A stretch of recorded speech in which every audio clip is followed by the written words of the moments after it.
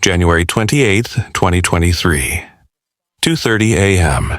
3 women sit in a car outside a Beverly Hills mansion. Music still pounding from inside. Laughter echoing down the hillside. The glow of the city sprawled beneath them like a sea of stars. They have no idea. They have 30 seconds to live. Los Angeles, a city that promises everything. Fame, fortune, a chance to rewrite your story. But sometimes, those promises come with a price. And on this night, in the exclusive hills of Beverly Crest, that price would be paid in blood. Ayanna Hutton, 33 years old. An aspiring rapper from Chicago with dreams bigger than the skyline.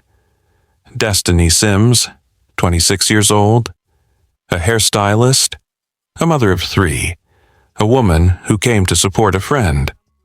Nenna Davis, 29 years old. A loyal sister who showed up because that's what love does. They traveled from the Midwest to Los Angeles for one reason: to celebrate. An album release party, a night of music, friendship, and success. But celebration turned to massacre.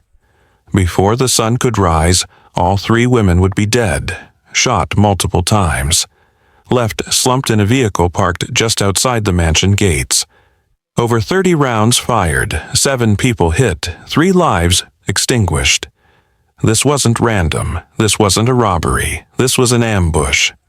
Who were these women? Why were they targeted?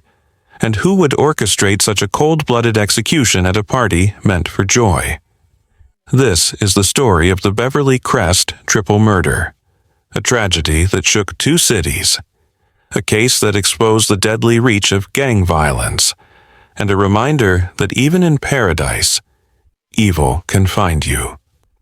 But before we dive into this heartbreaking story, I need to ask you something. If cases like this matter to you, if you believe in honoring victims by telling their truth and demanding justice, then please hit that like button right now. Subscribe to this channel so you never miss a story that deserves to be told, and share this video. Because the more people who know Ayanna's name, Destiny's name, and Nenna's name, the more their legacies live on. Now, let's uncover what really happened that night. Beverly Crest, a name that whispers wealth, power, and exclusivity. Nestled high in the Santa Monica Mountains, just north of Beverly Hills, this is where Los Angeles keeps its most expensive secrets. Multi-million-dollar estates. Gated driveways, infinity pools that seem to spill into the city below. It's the kind of place where Hollywood executives, tech moguls, and celebrities retreat from the world, where privacy is currency and neighbors are separated by acres of manicured hillside. But in recent years, Beverly Crest has become something else too, a playground for short-term rentals. Luxury mansions transformed into weekend party venues, rented out on apps for music video shoots, album release parties, influencer gatherings, places where strangers with money can live like kings for a night. The mansion on Ellison Drive was one of these properties. Glass walls, modern architecture, a private pool glowing turquoise in the darkness. From the outside, it looked like paradise. But on the night of January 28, 2023, it became a killing ground. Because when you mix luxury with anonymity, celebration with secrecy, sometimes the wrong people walk through the door, and sometimes they bring violence with them. But before we talk about what happened in that mansion, we need to talk about the 3 women who never made it inside. Because Ayanna, Destiny, and Nenna weren't just victims of a crime. They were daughters, mothers, dreamers, and their stories deserve to be told. 3 women, 3 mothers, 3 friends chasing joy in a city that promises dreams, but often delivers tragedy. Let me tell you who they really were. Ayanna Hutton, 33 years old, from the streets of Chicago. If you knew Ayanna, you knew her energy before you knew her name. She had that kind of presence, magnetic, impossible to ignore. The kind of woman who walked into a room and made it hers. She was a rapper, an artist. Not famous yet, but hungry, determined.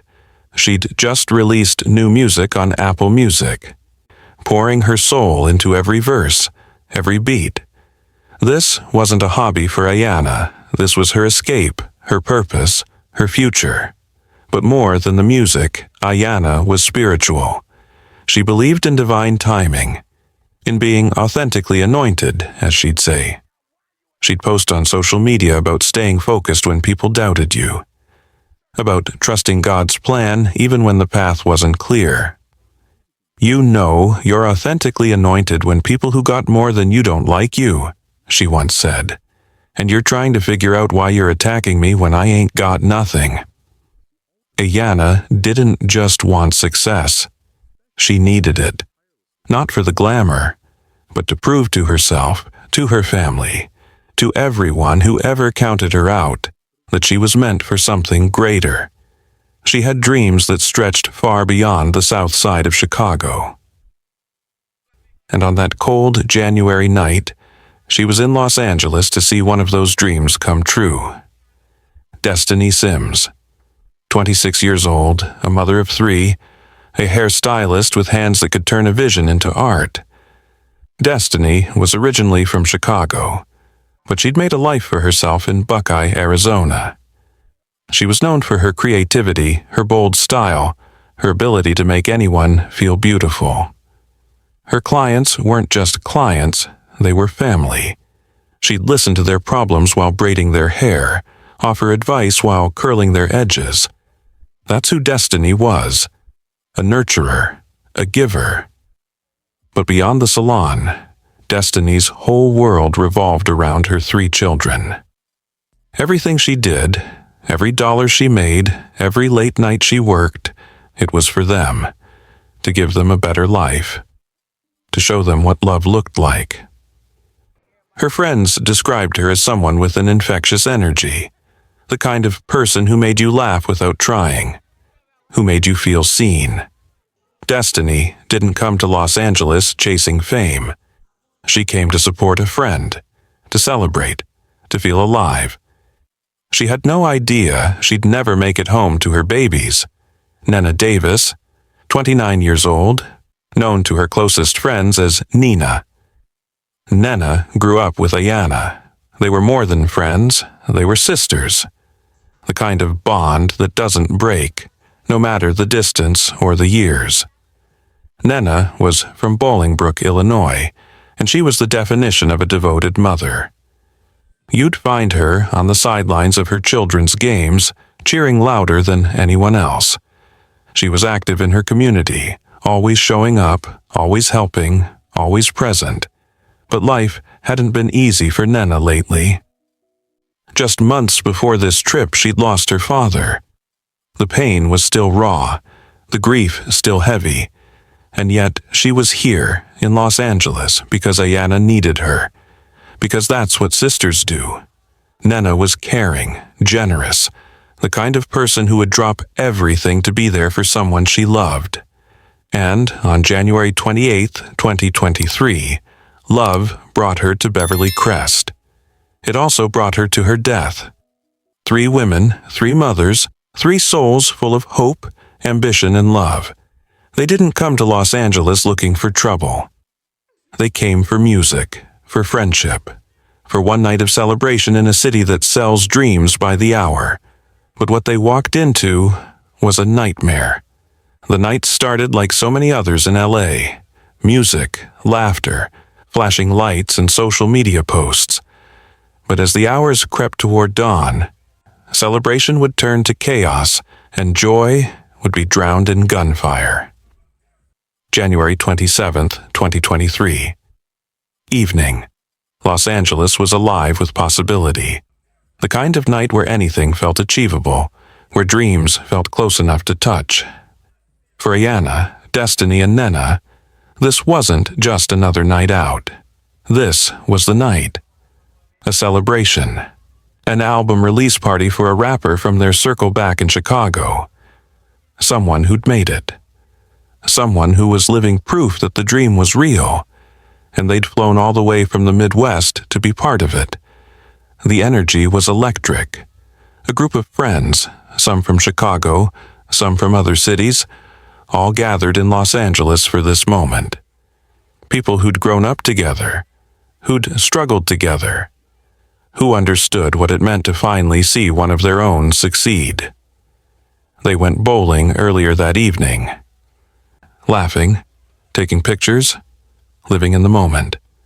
Social media was flooded with their joy, smiling faces, group photos, captions about loyalty, about making it out, about celebrating wins together. We made it. Real ones only. Chicago to LA. The party was being held at a luxury short-term rental in Beverly Crest, the kind of mansion you see in music videos. Glass walls, a glowing pool, views that stretched across the city like a kingdom beneath your feet. When they arrived, the vibe was everything they'd hoped for. Music thumping through expensive speakers, bottles popping, people dancing, networking, celebrating life. For Ayanna, this wasn't just a party, this was validation. Proof that her music, her grind, her faith, it was all leading somewhere. For Destiny, it was a rare night away from the responsibilities of motherhood. A chance to breathe, to feel young, to remember who she was before the world made her a caretaker. For Nenna, it was about being there for her sister, about showing up, about love. But as the night wore on, something shifted. Parties like this, they attract attention, not all of it good. In a city like Los Angeles, where power, money, and ego collide, luxury doesn't always mean safety. Sometimes it's a trap.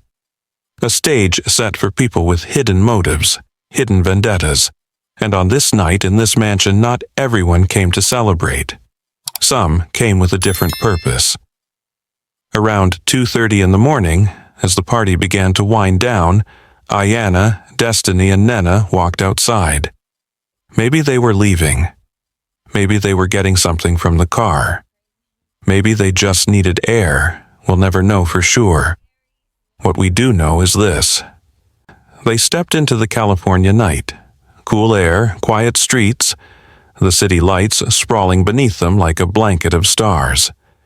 They climbed into a vehicle parked just outside the mansion on Ellison Drive. And then, silence shattered. Gunfire, not one shot, not two, a barrage. Over 30 rounds fired in rapid succession. The sound echoing through the hillside like thunder. Neighbors would later describe it as machine gun fire. Relentless, brutal, calculated. The women didn't have time to run, didn't have time to scream, didn't have time to process what was happening. In seconds, it was over. 3 bodies, motionless. Inside the car, 4 others injured, 2 critically, blood on the seats, shell casings scattered across the pavement, the smell of gunpowder hanging in the cold air. The celebration was over. By the time the first 911 call came through, the shooters were already gone. Vanished into the Los Angeles night like ghosts, and 3 mothers would never go home again. Within minutes, Beverly Crest was flooded with red and blue lights, sirens wailing, officers rushing to the scene. But what they found was a nightmare they weren't prepared for. 2:30 a.m., multiple 911 calls flood the Los Angeles Police Department. Shots fired, Beverly Crest, Ellison Drive. People are down. Oh my God, people are down. It sounds like a machine gun. Please, send help. Officers from the West LA Division respond immediately. Sirens screaming through the quiet hillside, racing toward a neighborhood where violence like this isn't supposed to happen. When they arrive at the 2700 block of Ellison Drive, the scene is chaos. People running, screaming, some injured, stumbling, trying to get away, others frozen in shock, unable to process what just happened. And then they see the car, parked just outside the mansion, engine off, doors closed, inside, 3 women, slumped, motionless, blood everywhere, Ayanna Hutton, Destiny Sims, Nenna Davis, all 3 gone. The officers call for backup, for paramedics, for the coroner, but there's nothing anyone can do. The women were dead before help could arrive. Dead before they even knew what was coming. As the Los Angeles Fire Department arrives, they find 4 other victims. 3 men, 1 woman, all suffering from gunshot wounds. 2 of them are in critical condition, fighting for their lives. In total, 7 people were shot. More than 30 shell casings are recovered from the scene, scattered across the street like evidence of a war zone. This wasn't a robbery gone wrong. This wasn't a fight that escalated. This was an ambush. Surgical, coordinated, ruthless. Someone had planned this. Someone had waited. And when the moment came, they unleashed hell. Detective Megan Aguilar from the LAPD's Robbery Homicide Division arrives shortly after. She's seen crime scenes before. Too many, but this one hits different. 3 young women, mothers, dreamers, cut down in the prime of their lives, no weapons found on them, no indication they were involved in anything criminal, just victims, wrong place, wrong time, or worse, targeted. As the sun begins to rise over Beverly Crest, the mansion is now a crime scene. Yellow tape flutters in the morning breeze. News helicopters circle overhead. Neighbors peek through curtains, terrified and confused. One resident would later tell reporters, "It makes me very sad and scared. I didn't know if I should even walk my dog this morning." Another said, "Those girls were my age. I could have been at that party too. It's just so sad." This was supposed to be a safe neighborhood, a place where million-dollar homes kept trouble out. But on January 28, 2023, trouble walked right through the front door. By mid-morning, the bodies are removed, the families are notified, and in Chicago, in Arizona, in Illinois, phones start ringing. Mothers, fathers, children, all about to receive the worst news of their lives. Ayanna's father, Keith Hutton, would later post on social media, "My baby girl is gone. I can't believe this is real." Destiny's mother, heartbroken and furious, would say, "I'm ecstatic that they caught the demons. I refer to them as demons because that's what they are. Just awful that our daughters were caught up in this senseless killing." Nenna's family, still mourning the loss of her father just months before, now had to bury a daughter, a mother, a sister, 3 families, shattered, 3 sets of children, without their mothers, and one burning question that no one could answer yet. Who did this? The LAPD's Robbery Homicide Division wasted no time. This wasn't just a murder investigation, this was a hunt.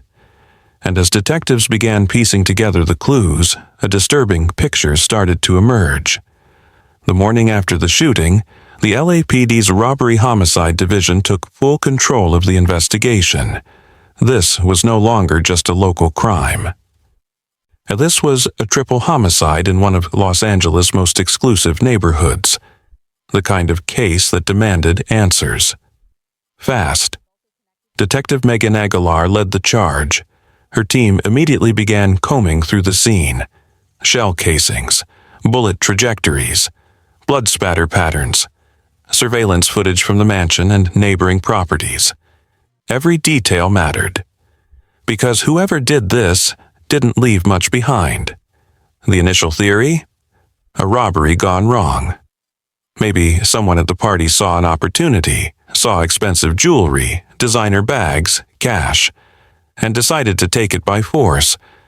But as detectives dug deeper, that theory started to crumble. Nothing was stolen from the victims. Their belongings were still in the car, phones, purses untouched. This wasn't about money. Then came the second theory, gang activity. The LAPD learned that several people at the party had ties to gangs back in Chicago. Not everyone, but enough to raise red flags. And when you mix gang affiliations with alcohol, ego, and old grudges, violence can erupt in an instant. But even that didn't fully explain what happened, because this wasn't a spontaneous fight. This wasn't a heated argument that escalated into gunfire. This was calculated. Detective Aguilar would later describe it in chilling terms. The suspects used ambush-style tactics on their unsuspecting victims. Planning and coordination was utilized to carry out these attacks. Ambush-style. That word sent a shiver through the investigation. It meant the shooters didn't just show up and start firing. They waited. They planned. They knew exactly when and where to strike. This was an execution. But if the women were targeted, why? Ayanna, Destiny, and Nenna weren't gang members. They weren't involved in any criminal activity. They were mothers, artists, friends. So why were they gunned down like enemies? The answer, investigators suspected, was darker than anyone wanted to admit. They may not have been the intended targets. They may have simply been in the way. As the days turned into weeks, the investigation stalled. No arrests, no concrete suspects, just theories and dead ends. The community grew frustrated, angry. Families of the victims began speaking out, demanding justice.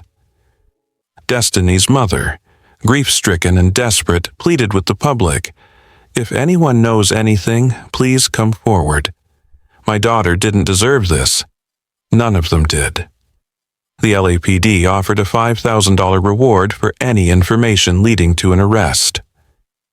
Tips started coming in, some credible, most not. Detectives chased every lead, interviewed witnesses, analyzed phone records, tracked social media activity from the night of the party, but the shooters had vanished. Meanwhile, the mansion on Ellison Drive sat empty, a reminder of the horror that unfolded there. Neighbors avoided it. The owner stopped renting it out. It became a ghost in the hills, a place haunted not by spirits, but by unanswered questions. Who pulled the trigger? Why did they do it? And would they ever be caught? Then, in late April 2023, something shifted. A tip, a name, a connection. Detectives working the case noticed something unusual, a pattern. The Beverly Crest shooting wasn't the only violent incident involving people from Chicago and Los Angeles that winter. Just 2 months earlier, in December 2022, a man had been shot and killed in North Hollywood. The circumstances were eerily similar. Ambush style, calculated, gang-related. And when investigators started digging into that case, they found a link. A name that appeared in both investigations. Dejon Tompkins. Suddenly, the pieces started falling into place. This wasn't just about one night, one party, one act of violence. This was about a network, a vendetta, a war being fought across state lines, and the LAPD was closing in. On May 12, 2023, the LAPD held a press conference. 3 men had been arrested in connection with the Beverly Crest triple murder. All of them from Chicago, and the hunt was finally over. May 12, 2023. Nearly 4 months after the murders, the LAPD called a press conference. Reporters gathered, cameras rolled. And for the first time since that horrific January night, there was hope. Detective Megan Aguilar stepped to the podium. Today, we are announcing the arrest of 3 individuals in connection with the Beverly Crest triple homicide. The room fell silent. 28-year-old Dejon Tompkins, 23-year-old Dante Williams, and 28-year-old Derry Stanford. 3 names, 3 men, all from Chicago.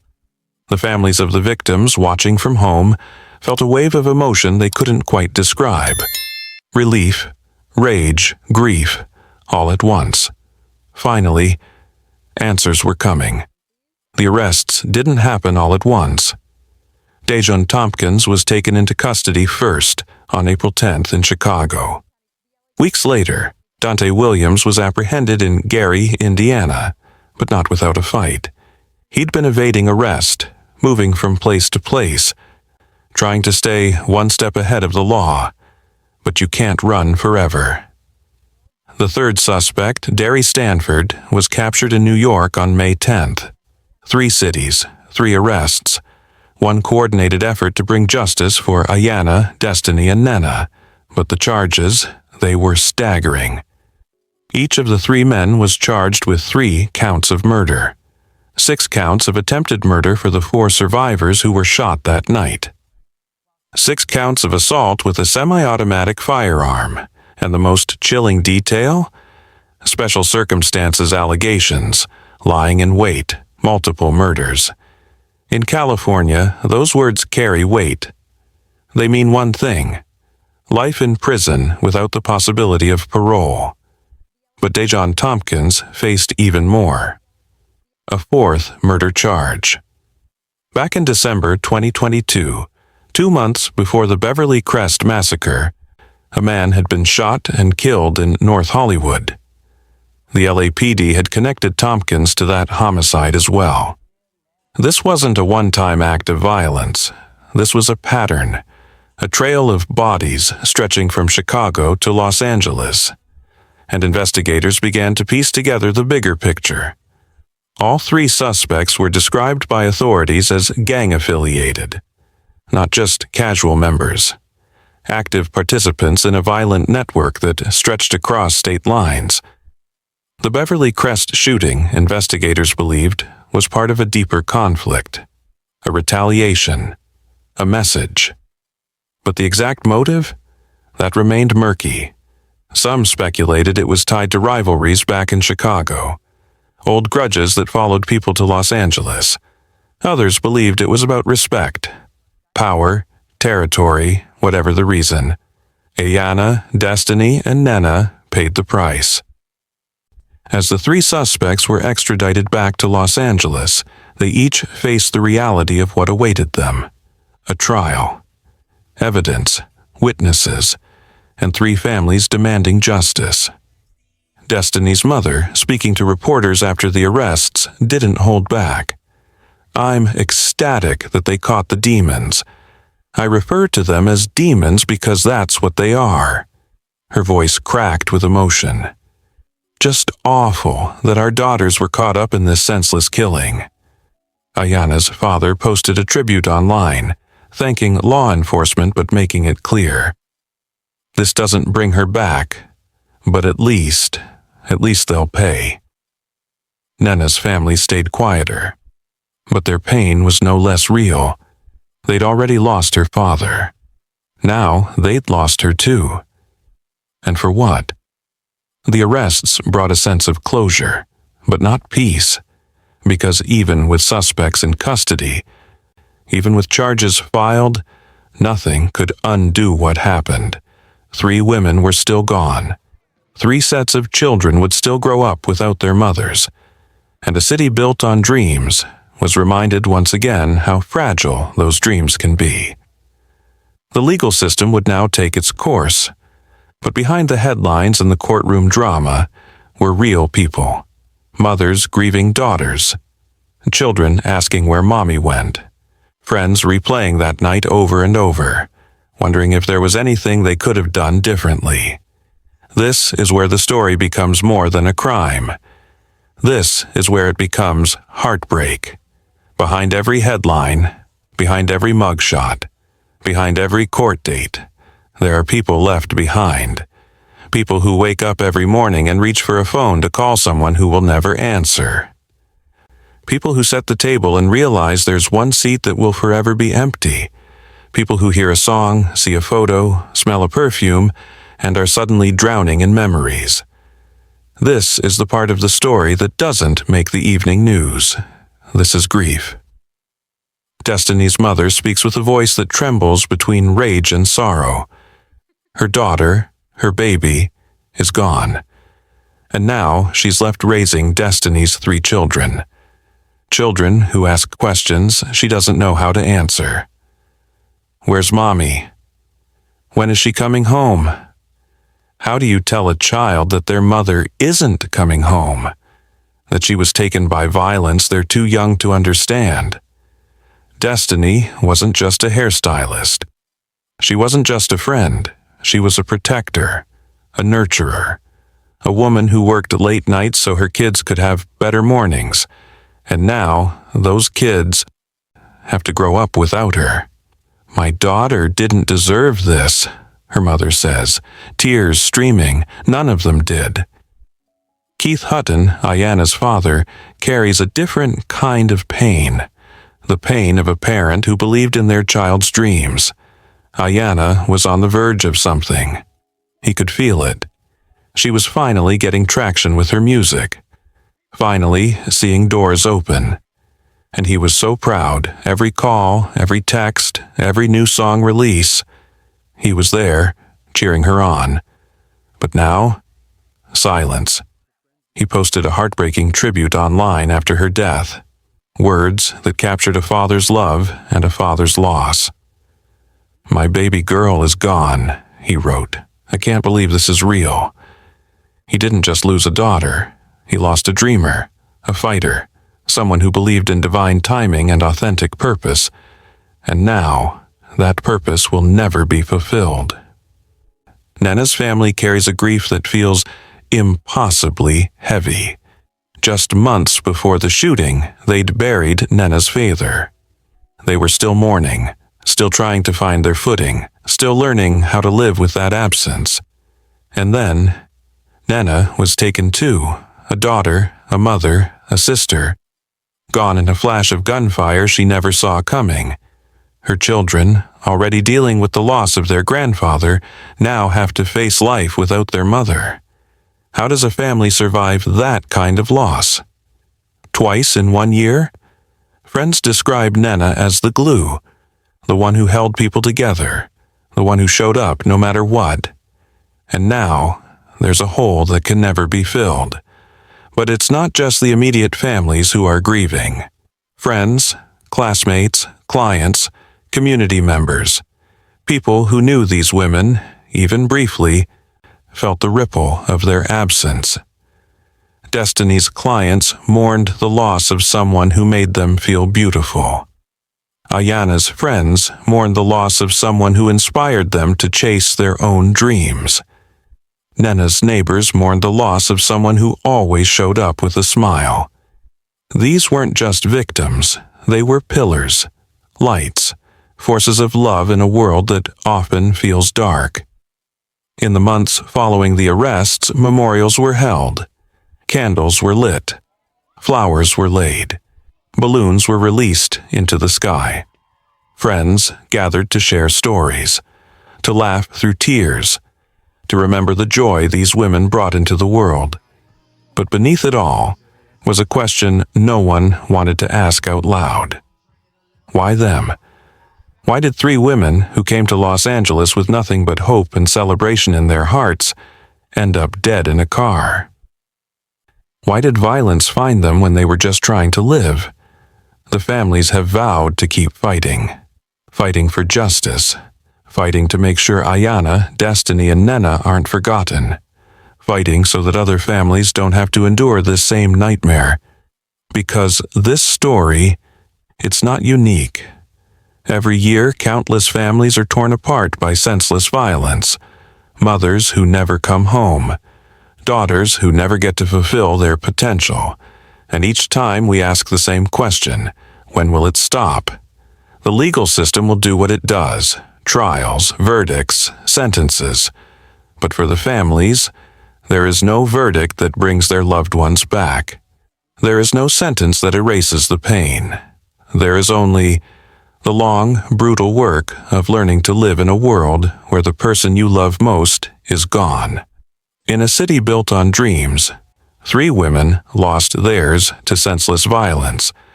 But their name, their stories, their light, those don't have to die. Los Angeles, the city of dreams. That's what they call it. What they've always called it. A place where ambition meets opportunity, where the impossible becomes possible, where anyone from anywhere can rewrite their story. But there's another side to Los Angeles, a side the postcards don't show, a side the tour guides don't mention.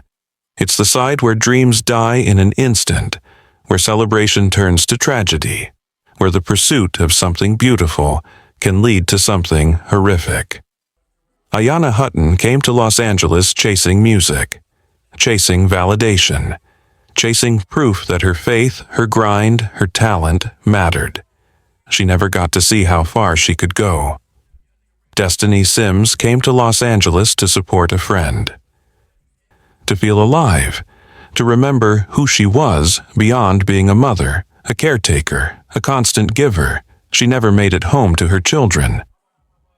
Nenna Davis came to Los Angeles because that's what sisters do. They show up, they support, they love. She never got to say goodbye. 3 women, 3 stories, 3 lives cut short by violence they didn't deserve. This case forces us to confront uncomfortable truths about the luxury rental industry that turns mansions into anonymous party venues with little oversight, about gang violence that doesn't respect state lines or innocent bystanders, about a culture where grudges, egos, and retaliation are valued more than human life, and about how quickly joy can turn to horror when the wrong people walk through the door. The Beverly Crest massacre wasn't just a crime. It was a reminder. A reminder that safety is an illusion, that privilege doesn't protect you, that being in the wrong place at the wrong time can cost you everything. But more than that, it was a loss of potential, of dreams, of love. 3 mothers who will never watch their children grow up. 3 daughters who will never hug their parents again. 3 friends who will never share another laugh, another memory, another moment. Justice may be served. The suspects may spend the rest of their lives behind bars. But justice doesn't bring anyone back. It doesn't fill the empty seats at the dinner table. It doesn't answer the questions children ask in the middle of the night. It doesn't erase the trauma of those who survived, who carry the weight of that night with them every single day. Justice is necessary, but it's not enough.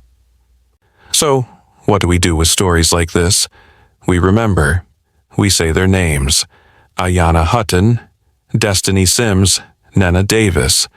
We honor their dreams, their love, their light. We refuse to let them become just another headline, just another statistic, just another tragedy we scroll past. Because they were more than victims. They were mothers, artists, friends, dreamers. They were people who mattered, who loved, who were loved, and their lives deserve to be remembered. In a city built on dreams, 3 women lost theirs to senseless violence, but their legacy doesn't have to end in that car, on that street, on that terrible night.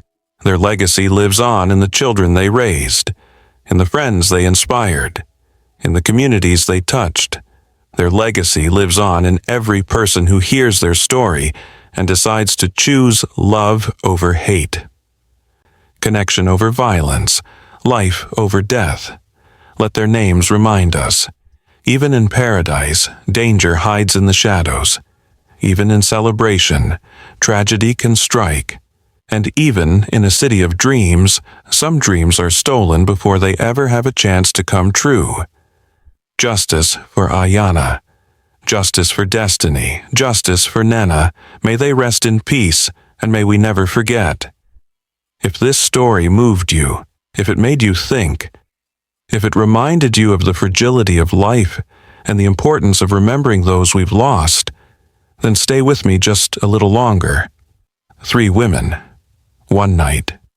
A tragedy that shook 2 cities and left scars that may never fully heal.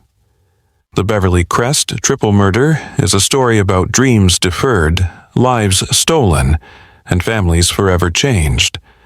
But it's also a story about justice, about communities demanding answers, about law enforcement crossing state lines to bring killers to account. And most importantly, it's a story about remembering that behind every crime statistic is a human being, a person with hopes, fears, loved ones, and a future that was ripped away. If this case haunted you the way it haunted me, you're not alone. Tragically, stories like this aren't rare. Senseless violence, ambush-style attacks, lives lost at celebrations that should have been safe. And if stories like these matter to you, if you believe in honoring victims by telling their truth, then I hope you'll subscribe. This channel is dedicated to real stories, real people, real justice. We don't sensationalize, we don't exploit, we remember.